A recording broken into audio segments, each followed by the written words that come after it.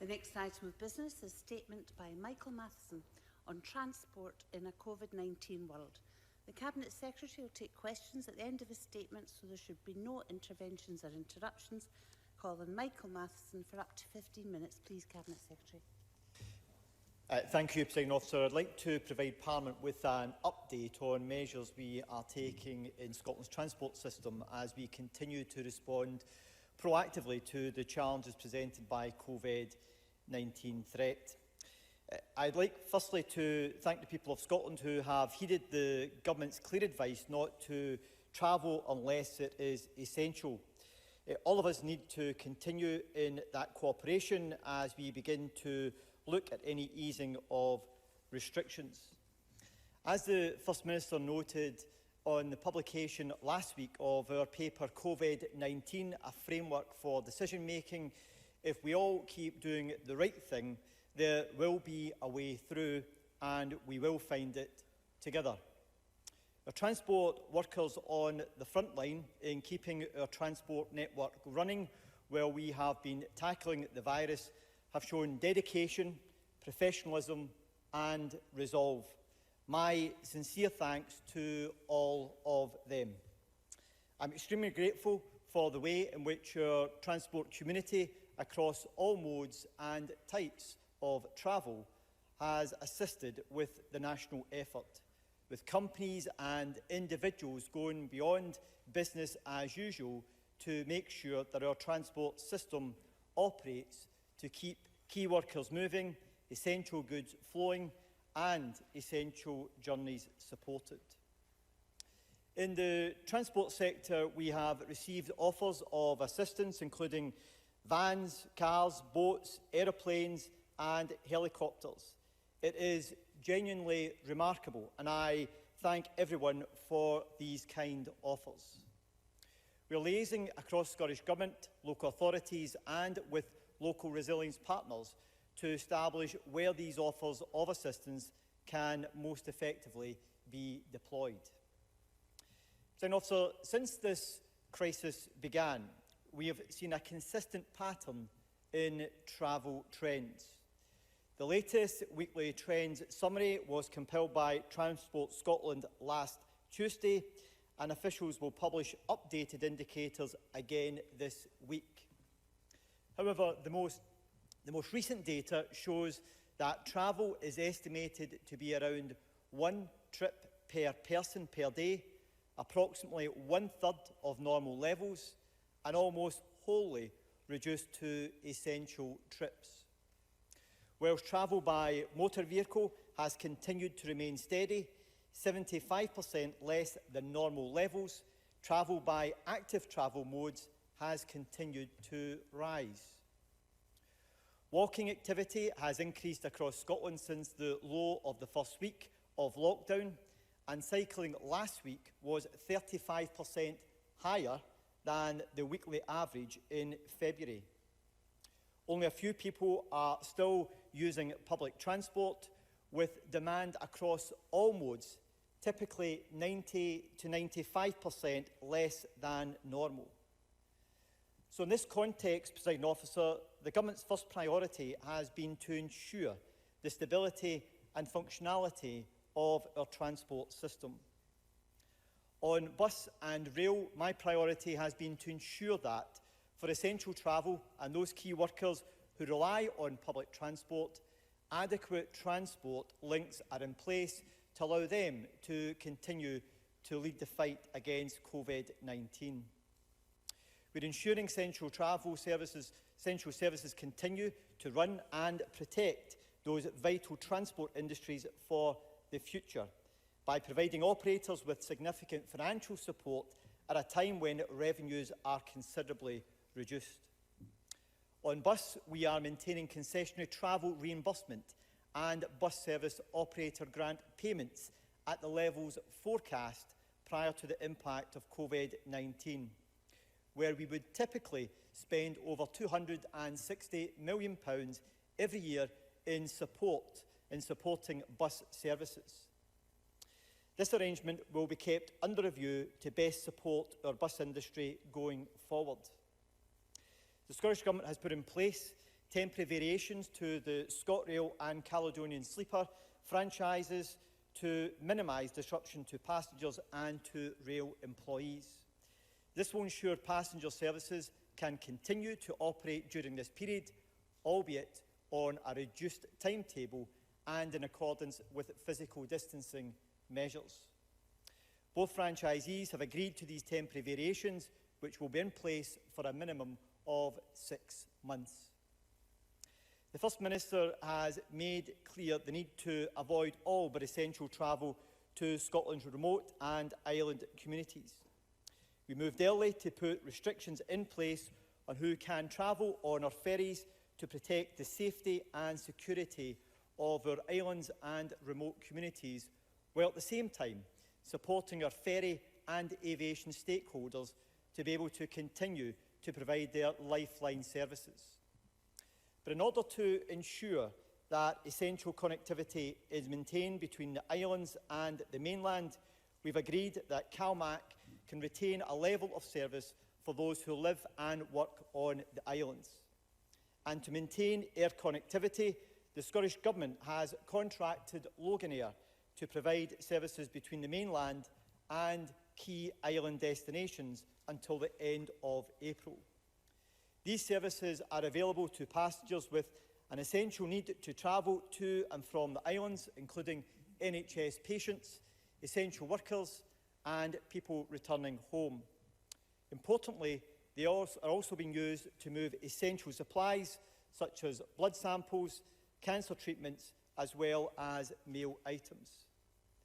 Feedback from island authorities is that these services are operating well during the course of April, and so I can announce today that I have asked Loganair to continue these flights until the end of May, in addition to ferry operators continuing to maintain their essential services.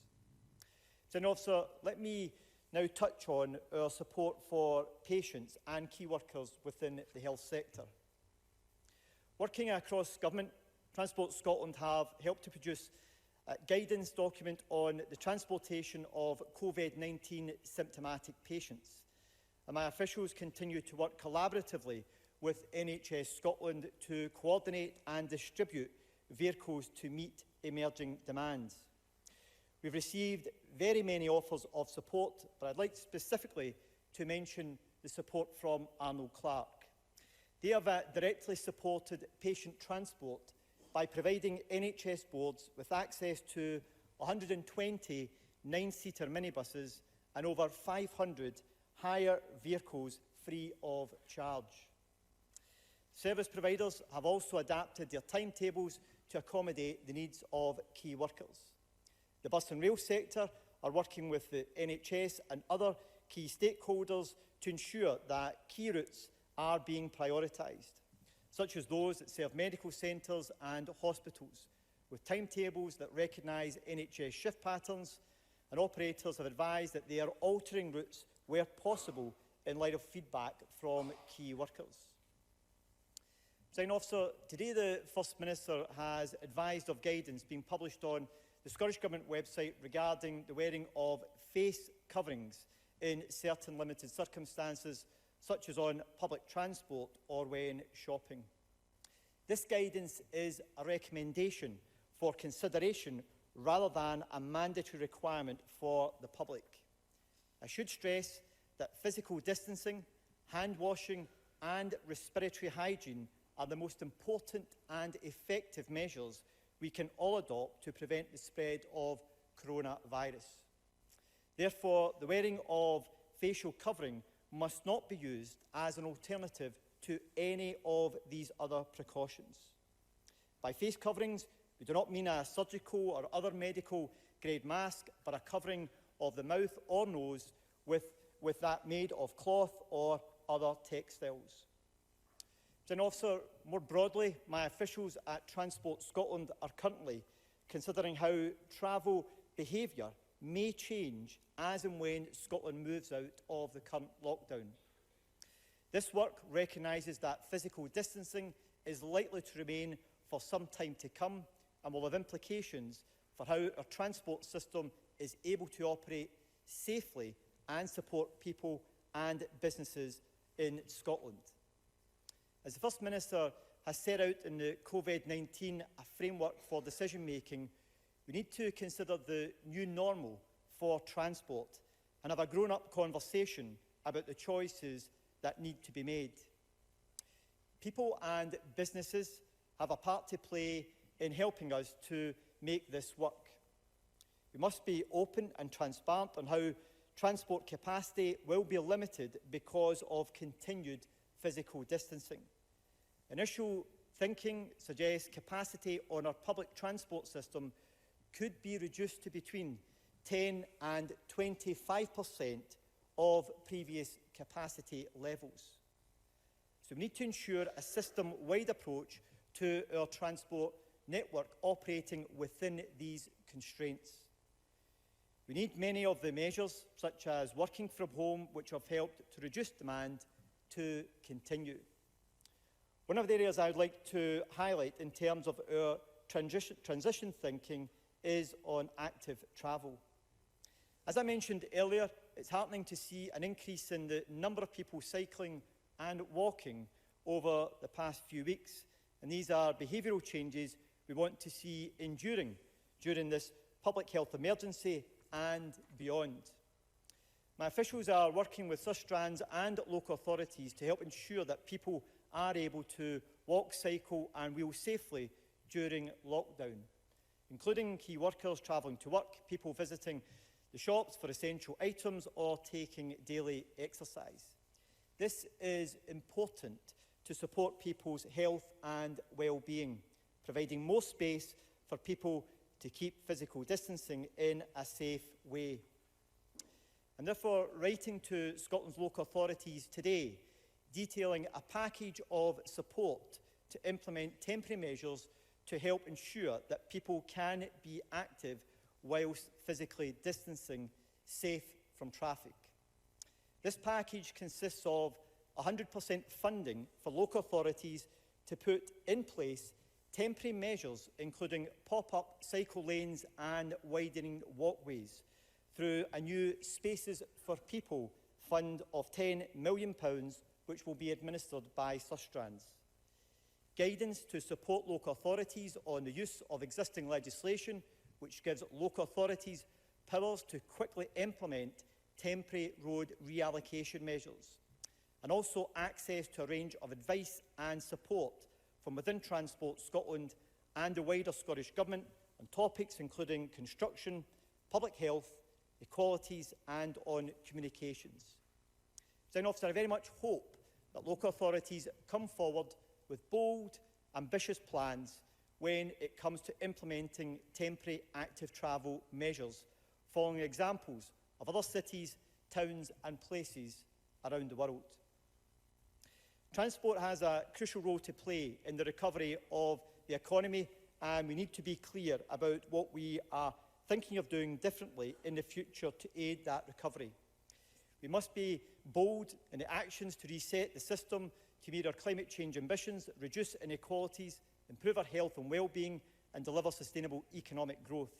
And we're working with partners to identify issues and understand how to support organisations through the current crisis while maintaining capacity, skills, expertise and recovery swiftly. Our key aim across all modes of transport, as demonstrated by the support package for our various sectors I've already mentioned, is our operators are in a good position to recover when we start to open up again.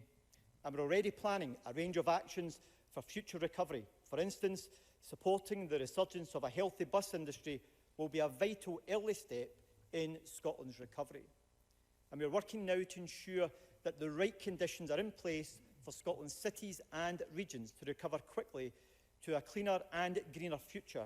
And I want the bus manufacturing sector and supply chain to lead on this approach. And we must also start planning now to ensure that the low-carbon vehicle supply chain can continue to have a strong presence in supporting the global shift to low-emission transport systems. A new rail recovery task force involving Network Rail, ScotRail, Caledonian Sleeper and Transport Scotland has been formed, and the group, in consultation with staff representatives, is developing a pragmatic approach to rail recovery that takes account of physical distancing and the safety of passengers and staff, using a phased increase in rail service levels. And we must start planning now for the recovery of the construction industry. Transport Scotland is undertaking an exercise to explore ways in which our major transport projects could potentially restart in the event of construction sector guidance being relaxed. Work is also underway to identify potential capital initiatives and infrastructure projects that could be progressed as part of any wider economic recovery plan should funding become available. Presiding Officer, I'd like to conclude by looking to the future. The impact of Covid-19 will have changed our economy, our society and our use of technology. We all recognise that this new normal may have to be in place for some time. The necessary changes that lie ahead will require us to adapt how we plan, deliver and manage our transport system. Addressing the uncertainties of the future will require a concerted effort of all parts of Scottish society, national, regional and local. And we will use the available evidence as it emerges to inform our policy decision making.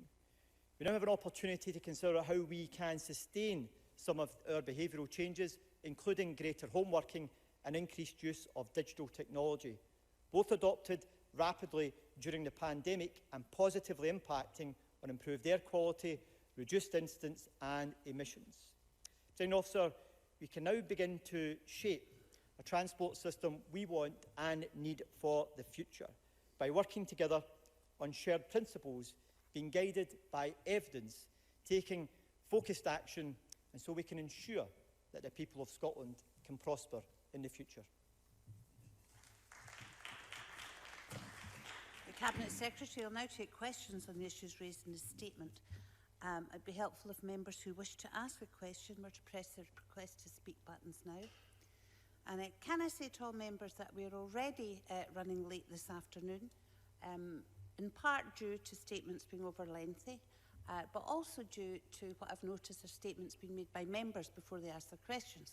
So if we want to get through everyone fairly on this statement, you'll have to be a bit more concise. I'll allow 30 minutes for questions and start please with Gordon Lyndhurst. May I thank the Transport Secretary for early sight of his statement. As he will be aware, although flight and passenger numbers to Scottish airports such as Edinburgh have dropped drastically, planes are still arriving, including those from international airports or carrying passengers from connecting flights from out with the UK.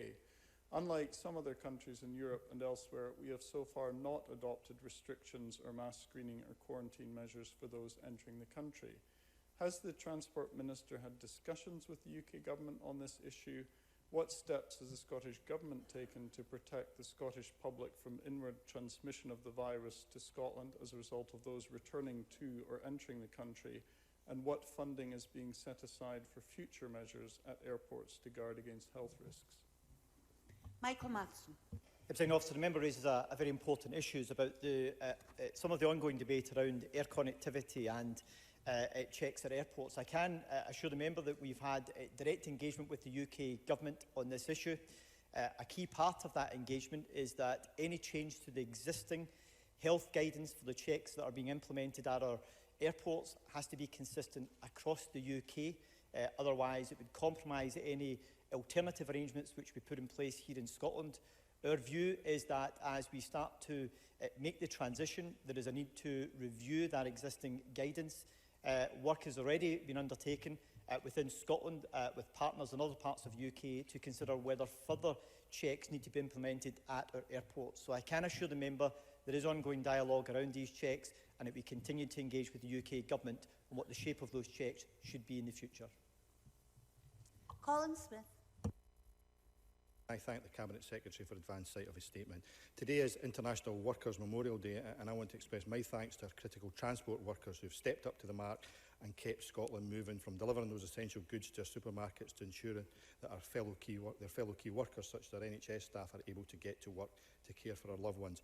But given the substantial and welcome support previously announced for the bus and rail sector, does the Cabinet Secretary not agree it was a missed opportunity by the Scottish Government not to follow Northern Ireland and Wales and ensure that this support delivered free public transport for our key workers such as NHS staff and carers? And while I welcome the new Rail Recovery Task Force to develop a pragmatic approach to rail recovery, does the Cabinet Secretary agree that we need a similar process for the bus sector, not least given that there are more providers and passengers, to ensure that we also deliver a phased increase in bus services that is safe both for passengers and for workers? Michael Matheson. Presiding Officer, I echo the points that Colin Smith has made in terms of the tremendous efforts that have been made by workers right across our transport sector. And as outlined in my statement, our priority has been to make sure that we maintain and support and supplement, where necessary, travel services for those who are accessing our healthcare facilities, medical facilities and other key establishments where public transport is critical to them. And I am aware that a number of bus operators in Scotland have already chosen to implement free travel for NHS employees, but not for social care staff. Can I say to the member in relation to the Rail Recovery Task Force, the reason that the Rail Recovery Task Force has been created is specifically to deal with the complexities that there will be around the rail service. So, for example, there are real challenges with capacity in our rail service and the safety restrictions which apply to it, which create an additional layer of complexity in any recovery plan that needs to be put in place for rail services, which are not reflected in the same way as they are for the bus industry. Having said that, we are in regular dialogue with the sector to look at any recovery plans which can be put in place and to look to see what we can do to try to provide assistance as and where that is necessary. But the task force that's been set up for the rail recovery is because of the very specific regulatory challenge which will be faced by the rail network in trying to address the challenges around physical distancing while increasing levels of transport. So, for example, the way in which we would manage passengers on and off trains will be greatly complicated by the nature of social distancing, and the capacity on rail services will be greatly reduced as a result. And there are very detailed considerations presently getting into the plans around how we can manage that going forward. Move to open questions. Mark Ruskell, to be followed by Mike Rumbles.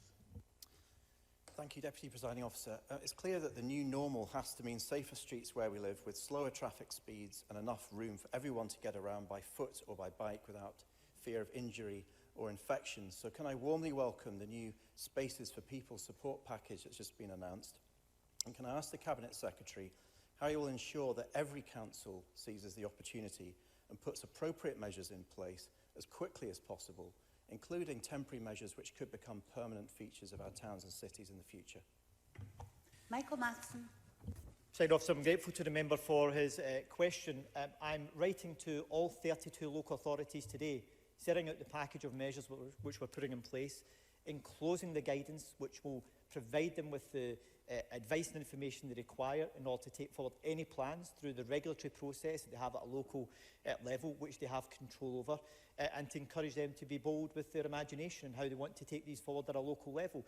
Many of them will be very low cost and can be implemented very quickly should they choose to do so. I know from my engagement with a number of our major city local authorities is that they already have detailed plans in place that they would like to look at taking forward, and I'm keen for them to make progress with that as quickly as possible. I've got no doubt there will be some local authorities which will be more ambitious than others, and I would encourage all members here in the chamber today to encourage their own local authorities to participate in this programme and to make sure we capitalise on the benefits that can come from making greater use of the existing road space. Mike Rumbles, to be followed by Rona Mackay. Well, the Liberal Democrats are very pleased to see the fund for the local authorities for the temporary measures for the new cycle lanes and widening of the walkways. And the Cabinet Secretary and I spoke about this on Thursday, and he knows we fully support those measures. But on following up that question about local authorities have the are you certain they have the legal powers to implement these initiatives quickly? That's the point.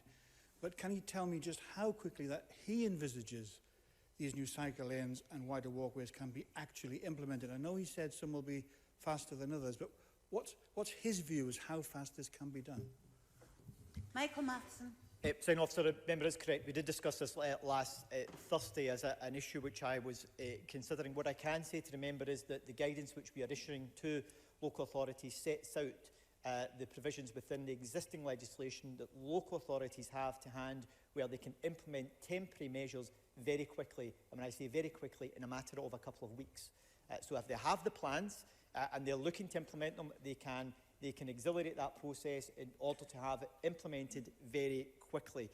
And the guidance gives them clear advice on that. Alongside that, we are supplementing that guidance with access to expert advice from Transport Scotland and from our other partners within the Scottish Government to provide them with any additional support and information they may require in implementing these matters. But these are issues that could be taken forward in a matter of weeks if councils are determined to do so. Rhoda Mackay, followed by Michelle Ballantyne. Thank you, Presiding Officer. Would the Cabinet Secretary join me in encouraging local authorities to engage with third sector organisations, along with visually impaired and disabled groups, when considering innovative ways to improve active travel infrastructure?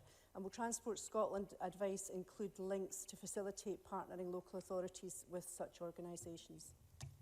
Michael Matheson. Presiding Officer, I certainly would want to encourage local authorities to engage with organisations within the third sector and those who also represent the needs of those who may have a visual impairment or physical disability that may impair their mobility overall, which is why wheeling must be part of the mix in terms of any additional infrastructure which has been put in place.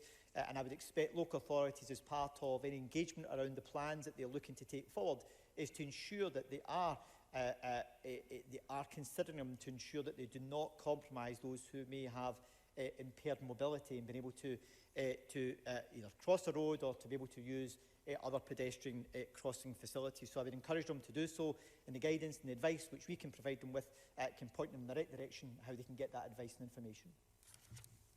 Michelle Ballantyne, followed by Annabel Ewing. Thank you. Scotland's coach industry is on the verge of collapse, with coach operators and related businesses of all sizes going out of business every day now. Our coach industry is the workhorse of Scottish tourism industry, supporting 1.8 million tourist journeys and equating to £850 million of value to the Scottish economy, as well as providing school transport and crisis cover when other modes of travel, such as train or air, fail. Coaches are often called to help in high-risk situations such as extreme weather. Now, with the cancellation of hundreds of thousands of pounds worth of business over this summer, the industry does now need our support. So, as the Cabinet Secretary did not mention the coach industry in his statement, will he commit now to working with the industry to ensure they can survive until 2021, when hopefully their tourist market will recover? Michael Matheson. Presiding Officer, the coach industry, as is the case for other businesses, are able to access the provisions which have been set out by my colleague Kate Forbes in the business support package to assist businesses across the country in a whole range of different sectors, and that's no different for the coach industry. Alongside that, COSLA have also issued guidance to advise local authorities that they should continue to pay for any school coach contracts which have been put in place until the end of the summer term. But I can say to the member that the reason I haven't directly mentioned it is because the issue is led on by my colleague Fergus Ewing, because it falls within the tourism sector. And I know that Mr Ewing and his officials have been very much engaged with the coach industry around this matter, and I have no doubt that they will wish to keep Parliament updated on any progress they make around some of the challenges which the coach sector is facing. Annabel Ewing, followed by Sarah Boyack. Thank you, Presiding Officer. Taking into account the very, very few journeys being made, as the Cabinet Secretary referred, on our roads and indeed on our rail network at this time, can I ask the Cabinet Secretary, in looking at any potential easing of lockdown, and of course subject to appropriate risk assessment, whether consideration can be given to allowing vital road and rail repairs and maintenance to perhaps proceed? This, of course, would be timely and would also provide much needed work. Michael Matheson. I'm grateful to the member for her question. I can assure the member that the existing guidance allows for essential works to be undertaken, whether that be on the trunk road network or within it being the local road network for local authorities to undertake. The guidance permits for that to be taken forward. And equally on the rail network, where there is essential work identified, that work can be undertaken as well. If it's safety critical and also for maintaining and sustaining services, there is scope for that to be undertaken.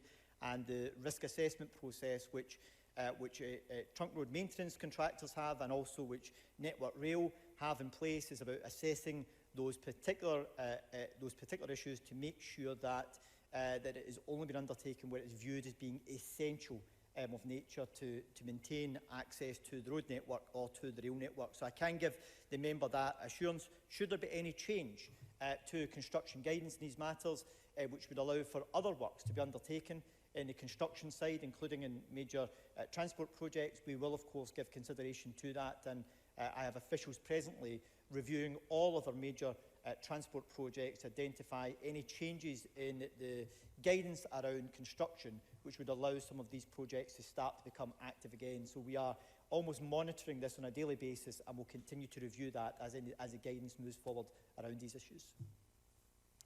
Sarah Boyack, followed by Kenneth Gibson.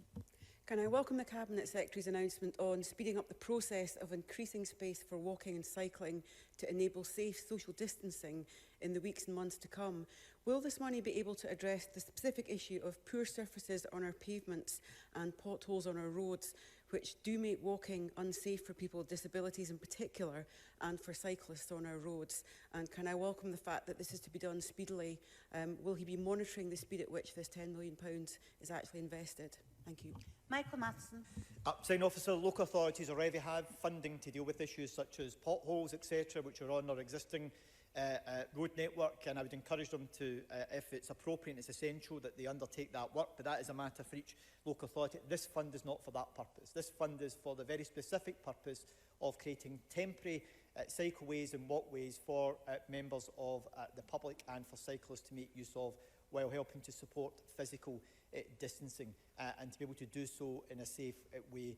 Many of the measures that they need to implement are of very low cost, and the funding is there to help to make sure that they have the opportunity to implement them as quickly as possible. And I would certainly want to see local authorities taking a bold opportunity here and to implement some bold plans that could make a real difference to people on their daily exercise journey, or whether they're commuting or travelling, to be able to use active travel in a safe and viable way. Kenneth Gibson, followed by Maurice Corrie. Thank you, Presiding Officer. I welcome the additional £49.7 million being provided by the Cabinet Secretary to support Scotland's ferry services, an action which re-emphasises the Scottish Government's commitment to our island communities. However, last week the Caledonian Isles had to go to Aberdeen for repairs, having again broken down as it has several times already this year. The vessel was operating only a reduced service due to the pandemic. Had we been in a normal year, there would have been a major difficulties getting people, goods and vehicles to and from the Isle of Arran. How can the Cabinet Secretary reassure islanders that CalMac will be able to provide a reliable service going forward, given recent events? Michael Matheson. Presiding Officer, the member will be aware there is effectively a significantly reduced timetable in place for CalMac services. The passenger numbers for CalMac services has dropped by in the region of 96% of what it would be at this point in any other given year. So there is a significant level of additional capacity within the system because of the reduced timetable and reduced passenger numbers.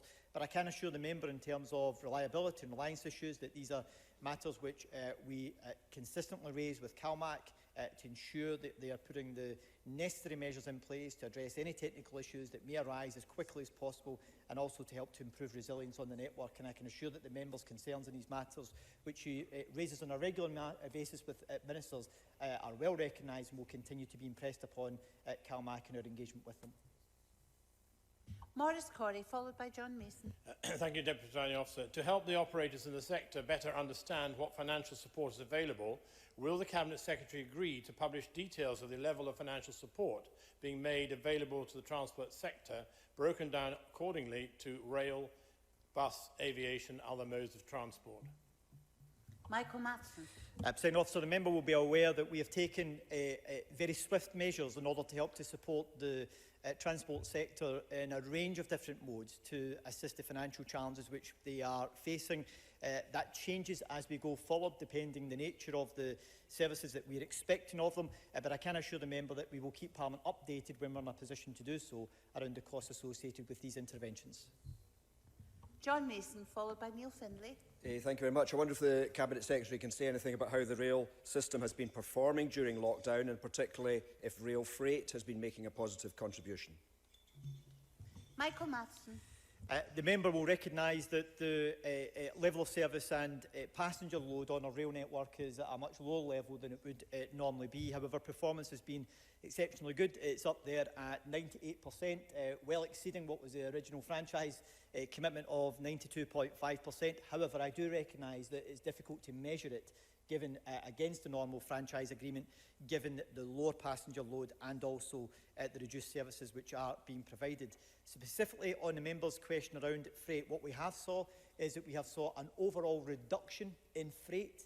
However, the reason for that reduction has been as a result of a reduction in demand for construction goods and for car vehicle transportation.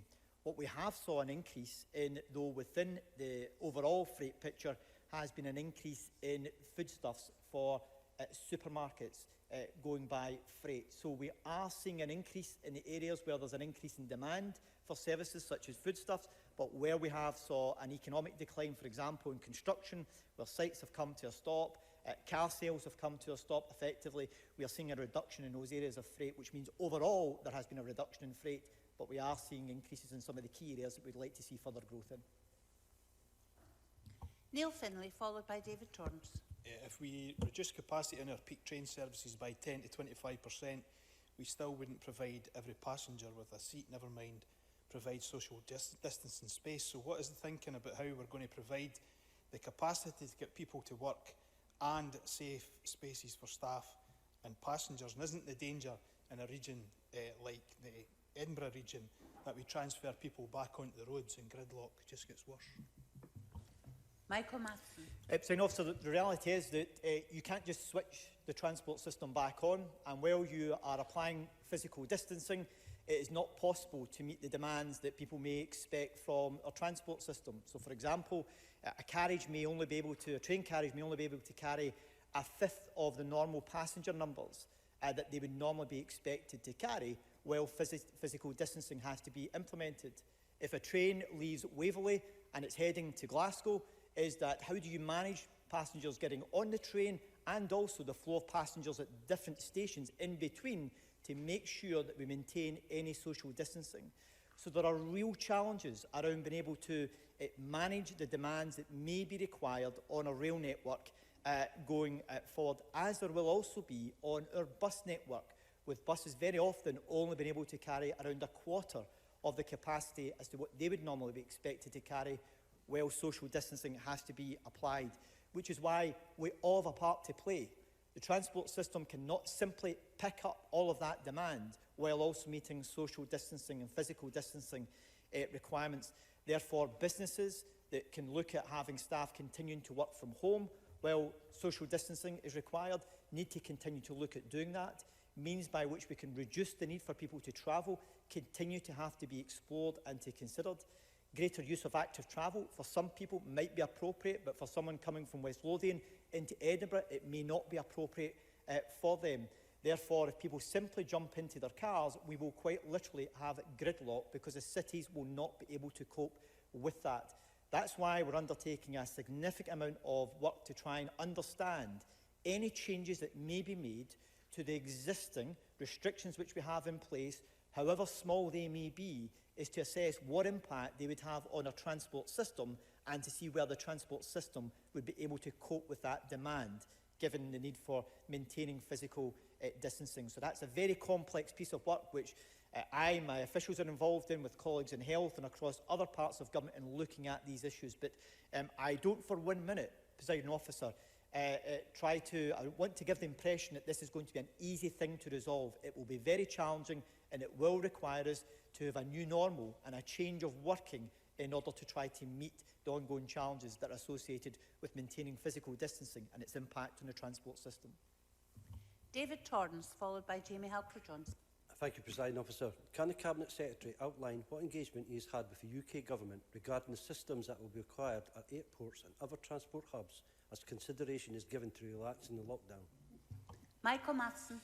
Presiding Officer, we have regular discussions with the UK Government, including at a ministerial level, which I've been directly involved in, which covers a range of various issues, including matters relevant to our aviation sector. As I mentioned earlier on in response to a question from Gordon Lyndhurst, is that we are in a position where there's further assessment work being undertaken by Health Protection Scotland, who are engaging with their counterparts in other parts of UK to consider what further guidance may be required for any types of health checks that may have to be implemented in our airports. And as we look at any changes around the existing guidance for the existing lockdown arrangements, they will be reviewed to consider what extra measures may need to be put in place. So I can assure the member this is an area which we are giving consideration to, but we're also working with UK counterparts on it, because there needs to be a consistency across our airports in the UK and how we take these forward. Jamie Halcrow-Johnson, followed by Angela Constance. Thank you. The Cabinet Secretary in his statement referred to CalMac and Logan Air, but he didn't refer to Northlink Ferries and Pentland Ferries, who continue to deliver vital lifeline links for the Northern Isles and ensure that freight can still be shipped onto and off the islands. And clearly, with passenger revenue almost non-existent, there is a serious cost to these operators. So can I ask the Cabinet Secretary what financial concerns have been raised with him by these operators on these routes, and how the Scottish Government plan to respond to those concerns? Michael Matheson. Presiding Officer, we've had engagement with both the operators to discuss the financial implications it has for them, both at Serco and also with Pentland Ferries, and I can advise the member that we are providing them with support given the financial challenges which they are facing. Angela Constance, followed by Andy Whiteman. Thank you, Presiding Officer. Companies such as Edinburgh Coach Lines, AA Coaches and Prentice Westwood in my constituency are very much the unsung heroes, given that they step into very difficult situations at short notice when other transport modes fail or just won't do. So I wonder what further consideration the Cabinet Secretary will give to more specific support for the coaching industry to ensure that they not only survive this pandemic, but that they can also help our communities thrive, and in particular help with community resilience, given their access to vehicles and highly skilled drivers. These companies want to help, and we should do more to help them to help us. Michael Matheson. Presiding Officer, I recognise the point as it was raised earlier on by Michelle Ballantyne in regard to the challenges which the coach sector are experiencing, and I can assure the member that my colleague Fergus Ewing and his tourism officials are engaged with the sector and looking at some of the specific challenges which they face as a result of the marked downturn within the tourism sector, particularly those who may have helped to support the cruise sector, where there has been a very significant drop-off in any demand for support from coach services. And I've got no doubt that my colleague Fergus Ewing will keep the Parliament updated on any progress that's made on these matters. In relation to the businesses which the member made reference to, we have had offers of over 160 different types of offers in terms of assistance in the transport sector, as I mentioned, from helicopters to planes to boats to vans to cars, and in the bus sector as well. If the businesses which the member made reference to wish to look at offering some specific support to the Scottish Government in meeting some of the challenges which we're facing at the present moment, if the member wishes to pass that information on to me, I will ensure that that's followed up with them and that we can contact the companies directly to explore those matters. Andy Whiteman, followed by Graham Simpson. Thanks, Presiding Officer. In the Cabinet Secretary's statement, he talks about the work with Sustrans being to ensure that people are able to travel during lockdown, and he also talks about writing to Scotland's local authorities detailing a package of support for temporary measures. Can you clarify that this support is just for the lockdown, or will it continue into what we all anticipate to be a transition period when largely life will be back to normal but will still require social distancing? Michael Matheson. Well, Presiding Officer, they are temporary measures for the purposes of during the period where we continue to have social distancing and physical distancing. So that, as we know, could be for a very extended period of time, for many months. So the intention is that this funding over the course of the next couple of months is to support local authorities to implement packages that can support people in choosing to make use of active travel while also supporting them to maintain social distancing. Now, it may be that as local authorities take some of this forward, that as we eventually move out of social distancing, some local authorities may choose to look at where they wish to continue with some of these temporary infrastructure arrangements to put in place on a permanent basis. That would be a matter which would be very much for those local authorities. And of course, there's a funding regime that we have in place to help to support active travel infrastructure which could be accessed for that purpose. But on a temporary basis, and to do it quickly, we are changing part of that fund to get funding to local authorities quickly to allow them to put these things in place, which means that they could be in place for the extended period for which physical and social distancing has to be maintained, which could be for many months ahead. And the last question is to Graham Simpson. Yeah, it was really to emphasise the same point that Andy Whiteman has just made, because if we're going to spend £10 million on measures to make it easier for people to cycle and walk, then I think you want to maintain that progress. If we've got more people cycling and the figures are impressive, we don't want to spend £10 million and then take away those measures and see things slip back. So perhaps the issue is the word temporary. So when the Cabinet Secretary is contacting councils, perhaps he ought to emphasise that these measures don't have to be temporary, they could be permanent. Presiding Officer, I very much welcome that position from the Conservative Party, and I very much hope that will continue to be the position they take when it comes to permanent arrangements for removing road space in some of our towns and cities across the country, because that hasn't always been the position which, in fairness, they have taken on these matters. But I certainly welcome what appears to be a change in tone and approach to this matter in light of recent experience. I, of course, would like to see those behaviour changes being maintained and going forward, if that is the case. But it is funding which we're making available to assist local authorities to do this in very short order in order to help to support people where possible. Should they then wish to look at putting in permanent infrastructure, then of course there is a more detailed process that they have to go through because of the implications that would actually have in terms of the physical infrastructure and the process that must be gone through legally in order to implement physical to permanent infrastructure of that nature. But no doubt, views on that will be expressed as we go forward, and local authorities may choose to look at implementing them on a permanent basis. And those who have taken up cycling on a much more regular basis may choose to continue to cycle in the future, which I think would be a positive thing for us all. I know personally, Presiding Officer, I cycle much more now than I have for many years as a result of the quieter roads and the ability to get around more readily. So from that perspective, I think that's a positive element that we have experienced in the last couple of weeks in what has been a very challenging period. And this funding is to try to help local authorities to do the right thing in the immediate future to support people to walk and cycle safely while maintaining physical distancing. That concludes questions on the transport statement, and we'll move on to the next item of business. And can I take the opportunity to remind members that social distancing... I think I'll maybe start again. It's just as well I'm not doing a 15-minute statement. Can I remind members that social distancing measures are in place and ask that you observe these measures, including when entering and exiting the chamber. Thank you.